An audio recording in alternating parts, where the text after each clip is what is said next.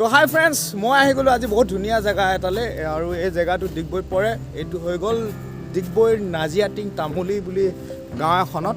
আৰু গাঁওখন অলপ ভিতৰত আছে, ভিতৰত হ'লেও প্লেচটো বহুতেই ধুনীয়া। আৰু 2 বছৰ আগত আহিছিলোঁ মই ইয়াত, আৰু তেতিয়া অকল এই ৱাটাৰ যোনটো প্ৰজেক্ট আছিলে সেইটো চাবলৈ আহিছিলোঁ। কিন্তু ইয়াত ৱাটাৰ প্ৰজেক্টৰ লগতে এয়া দেখিছেনে চাৰিওফালে ধুনীয়া ধুনীয়া কিছুমান পিকনিক, এইটো একচুৱেলি পিকনিক স্পট বুলি বনোৱা হৈছে বা নাইবা পাৰ্ক বুলি কয়, এখন ভৱিষ্যত চাগে পাৰ্কো হ'ব পাৰে। আৰু ইয়াত নদীৰ কাষত নহয়, নদীৰ মাজত যেনেকৈ এইবোৰ ৰেষ্ট ল'বৰ কাৰণে বা চাং এখন বনাই দিছে তেনেকৈ ওপৰৰ পৰা গৈ যাতে ওচৰে পাঁজৰে একদম ধুনীয়া ভিউবোৰ চাব পাৰি আপোনালোকে। মই চেষ্টা কৰিম এতিয়া ওপৰলৈ গৈ আপোনালোকক দেখাবৰ কাৰণে। বহুত ওখকৈ বনাইছে, এখন হিলি থাকে, খালি বহুত মানুহ হ'লে হিলি থাকে। আৰু মোৰ হাইট হ'লে যিহেতু বহুত ভয় লাগে, তথাপি আপোনালোকক দেখাই দিম।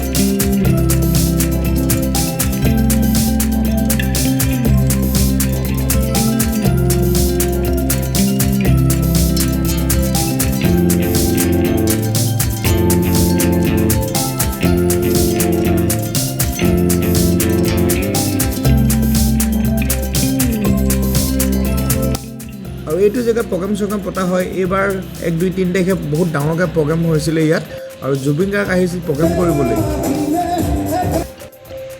আৰু আমি যেতিয়া ৰিজৰ্ট বা পাৰ্ক বুলি কওঁ, তেতিয়া পুখুৰী বা আপোনাৰ বটিং শ্বটিং কৰিব যদি নোৱাৰি, ভাল নালাগে, চ' ইয়াত বনাই থকা হৈছে।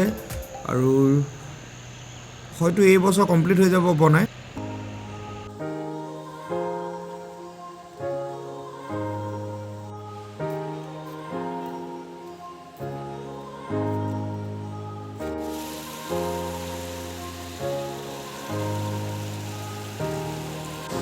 লগত আছে ধুনীয়া এই ৱাটাৰ প্ৰজেক্টটো।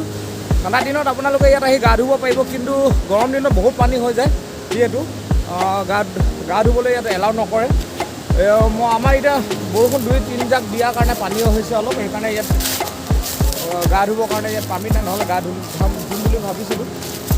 এনেকুৱা ধুনীয়া ঠাই আহিলে পানীৰ মাজত আৰু মই নাযাম সেইটো হ'বই নোৱাৰি। ৰিক্সো আছে, দেখিছে নাই, এইবোলে আপোনাৰ বান্ধ মাৰি থৈছে। বান্ধ যদি খুলি যায় আমি যাম একেবাৰে ডাইৰেক্ট সেইফালে একদম ঠেলি নিব। তো অলপ কেয়াৰফুল হৈ কেনে, হ'লেও মজা লাগিছে। তো হ'লেও অলপ যিমান পাৰোঁ এনজয় কৰিলোঁ। অৱশেষত আমি এতিয়া যাওঁ যোনটো বস্তুৰ কাৰণে আমি আহিছিলোঁ। আমি একচুৱেলি এইবোৰ পিকনিক স্পট চাবলৈ অহা নাছিলোঁ, আমি আহিছিলোঁ ইয়াত জুবিন গাৰ্গৰ ষ্টেচু এটা চাবলৈ, 20 ফুটীয়া ষ্টেচু। বলক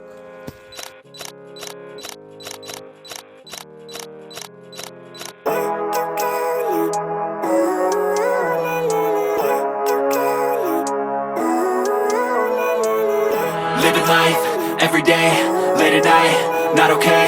All I want, and I pray, all I need are some better days. দূৰৰ পৰা অহা মানুহখিনিৰ কাৰণে খোৱা আৰু থকা ব্যৱস্থা কৰি ৰাখিছে, বহুত ধুনীয়া গেষ্ট হাউচ এটা বনাই ৰাখিছে। ওচৰৰ পৰা চাওঁগৈ বোলো।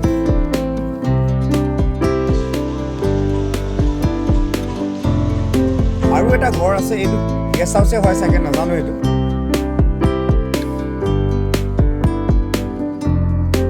ডিগবৈ সমষ্টিৰ MLA সুৰেন ফুকনৰ উপস্থিতিত জুবিন গাৰ্গে নিজৰ ষ্টেচুটো নিজেই মুকলি কৰিলে 2 তাৰিখ। এই মূৰ্তিটো প্ৰায় 20 ফুট ওখ।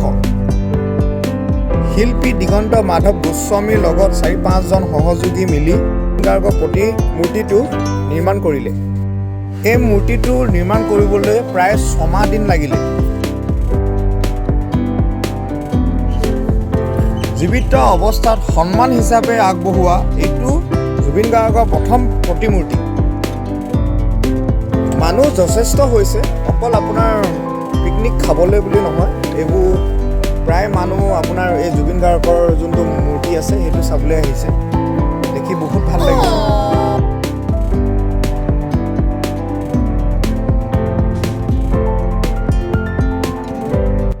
প্ৰতি বছৰ জানুৱাৰীত আপোনাৰ ইয়াত প্ৰথম সপ্তাহত প্ৰগ্ৰেম এটা পতা হয়।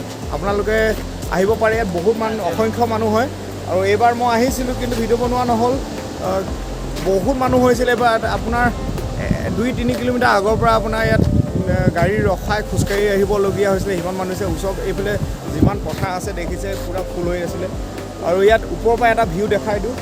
এইটো হ'ল ৱাটাৰ প্ৰজেক্ট মই যোনটো আপোনালোকক দেখাইছিলোঁ। আৰু আপোনাৰ সেইটো গেষ্ট হাউচ পৰা সেই জুবিন গাৰ্গৰ যোনটো মূৰ্তি আছে তাত আছে অভাৰঅল গোটেই ভিউটো ধুনীয়া আৰু আগলৈ কনষ্ট্ৰাকশ্যন চলি আছে বৰ ধুনীয়া পাৰ্ক এখন হ'বগৈ আপোনাৰ এখন আৰু পিকনিকৰ স্পট বৰ ধুনীয়া ডিচেম্বৰ জানুৱাৰীত আপুনি আহিব পাৰিব তিনিচুকীয়া ডিষ্ট্ৰিক্টৰ ডিগবৈ নাজিয়াটিং তামুলী গাঁও চ' ফ্ৰেণ্ডছ ভিডিঅ'টো যদি চাই ভাল পালে লাইক কৰিব শ্বেয়াৰ কৰিব আৰু ছাবস্ক্ৰাইব কৰিব নাপাহৰিব